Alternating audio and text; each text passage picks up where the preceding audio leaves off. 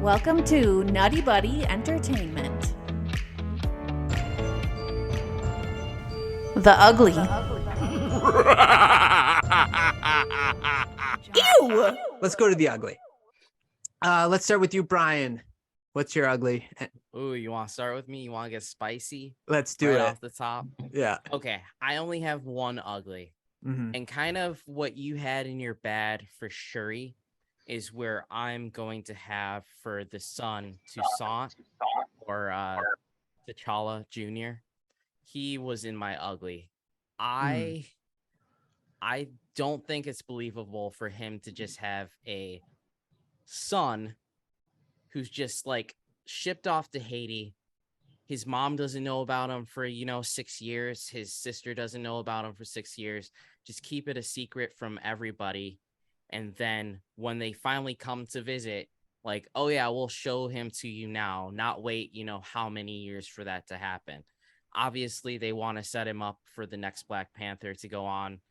That's fine, but I almost would have had it of him not having this like secret son to like continue or anything like that. Just have Shuri, or better yet, Killmonger, take up the reign for the Black Panther.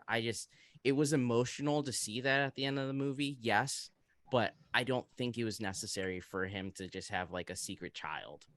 So the only one that knew about the child was Nikita, right? Because that's why yeah. And then eventually the grandmother figured it out because remember she asked. She went to Haiti. Right. And then we don't see a scene where she like meets him or anything like that. It's after she's dead. And then Nikita says like, oh yeah, she met him.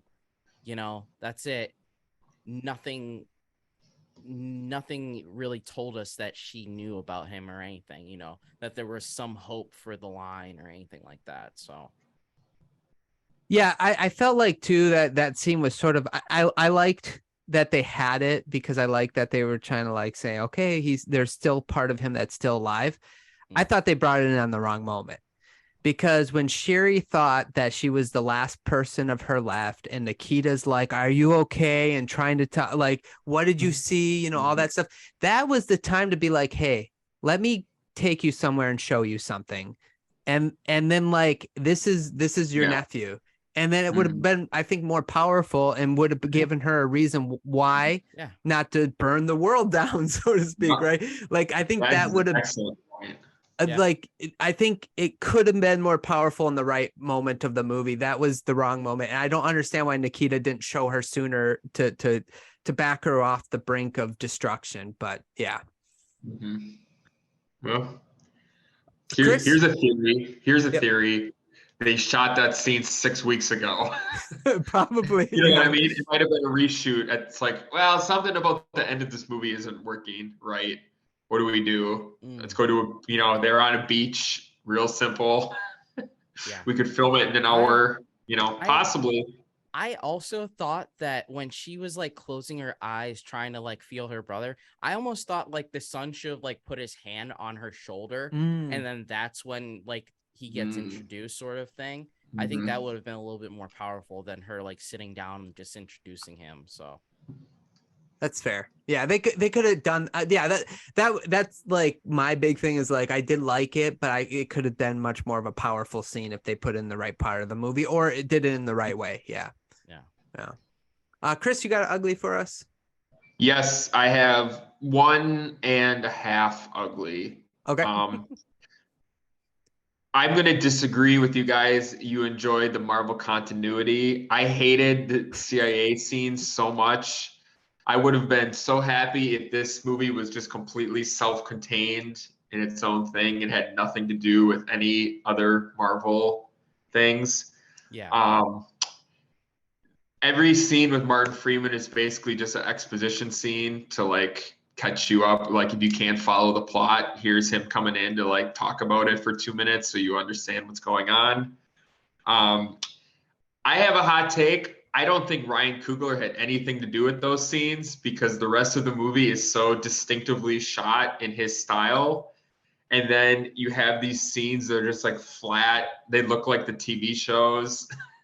They're in like a boardroom or just like he's walking, running through the forest or whatever. I hated those scenes. Go ahead. Yeah, real quick. If they took out Riri Williams, you don't even need them in the Yeah, movie, because that's the Sure. whole that's reason true. why they engaged with them, is because of this scientist that built the vibranium machine. Yeah, that's true. So yeah, that's an ugly for me.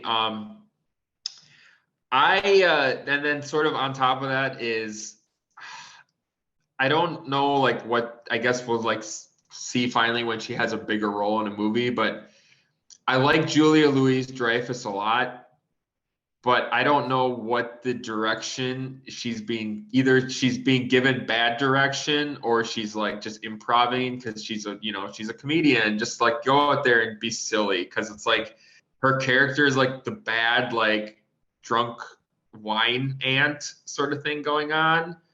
It's like, Martin Freeman wakes up and she's like, "Your olive oil's gone bad." It's like, ugh, this is ugly. I hate this. I hate everything's like this weird, like, like jokey, like, Yeah. but I'm like sort of a bad guy, but I'm also funny. Like, I hate the vibe. I don't know what she's doing, because she's normally like a very, very funny, comedian.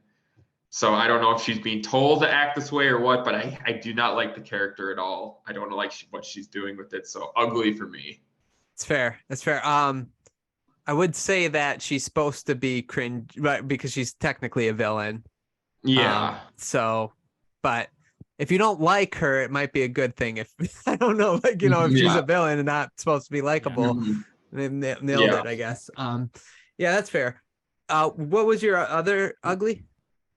No, that was it. Okay. Those were tied together. I just, Gotcha. the whole thing with the CIA, like, we get it, the theme that, like, we get it in the UN scene where France is, doing spy things, bad things after Black Wakanda. Ops. We don't need it like hammered in our face, like, the governments of the world are trying to sabotage Wakanda. Like, we got the thing already. We don't need like 4 boardroom scenes of like boring people going like, "Well, our intelligence says that, the armies are amassing on the border." Like, bad. Get rid of it. Cut all that out. It's already an extremely long movie. We can lose that 15 minutes. It's fair. Yeah. And we can take out that and the Riri Williams stuff, and it'll be 2 hours of Wakanda versus, Namor. I was going to say, Mhm. Telecon. Yeah. Yeah, my only ugly is I really wish they would have just went with the recasting of T'Challa. That's my only ugly. I understand what they wanted to do. I get it. But what I find interesting is they recast General Ross, the guy who's going to be the Red Hulk. I guess it might actually be Harrison Ford, but he passed away. Confirmed. What's that? It's confirmed. Okay, so it's confirmed that it's Harrison Ford. So he died too, the character, and they're like, "Hey, we'll recast him." And it's like, well, yeah, it'll work, but I don't understand maybe the whole T'Challa thing. It sounded like his family said he would want the character to be recast again. Who knows? That's what I heard. So I don't know why they wouldn't do it, because you want to know why they wouldn't do it, Ryan? What? You want to know why? Because half of the culture would have been up in arms, just being like, "Oh my goodness, of course you recast a black guy." Mm-hmm. They didn't want to touch that with a 10-foot pole. It's just Marvel did not want to deal with that. I felt a T'Challa character missing. I felt the missing presence of an actual, like, and that's why it's just, I just would have rather had it. Go ahead, Chris. Yeah, no, there's 2 real world examples of the backlash, like, stopping this from ever happening. After Carrie Fisher died, and they kind of floated out the idea, like, maybe we'll have another actress play Leia in episode 9, and it was like immediately like 0 chance, do not do it. And then they floated out the idea of someone else playing Indiana Jones, and it was like immediate backlash, never do it. And who knows, who's to say years from now? I would never say never, but I'm just saying those are 2, obviously, Harrison Ford isn't dead, Carrie Fisher is, but it was like, when you have an iconic, actor associated with that role. Yeah, exactly like Brian said, people would have been very, very upset.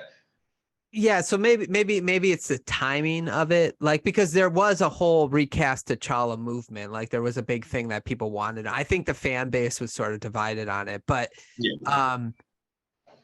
like, because obviously the Joker was recast, after Heath Ledger died. The Batman is recast constantly. Spider-Man has been recast multiple times. So I mean, like, there's examples of people being recast and it being okay, especially comic books. I think it's more accepted in comic books because there's a variety of different comic books, right? So where it comes to Star Wars and Indiana Jones, and I'm just saying this because this is just a theory I have, I don't know if it's right, but it's sort of like those are the people. Like Carrie Fisher is Princess Leia. Like you can't separate the person. Mark Hamill is Luke Skywalker. That's why they're so nervous about giving somebody else the role of Luke Skywalker. Where it's a little different, I guess, with comic book characters. But maybe it's just too soon.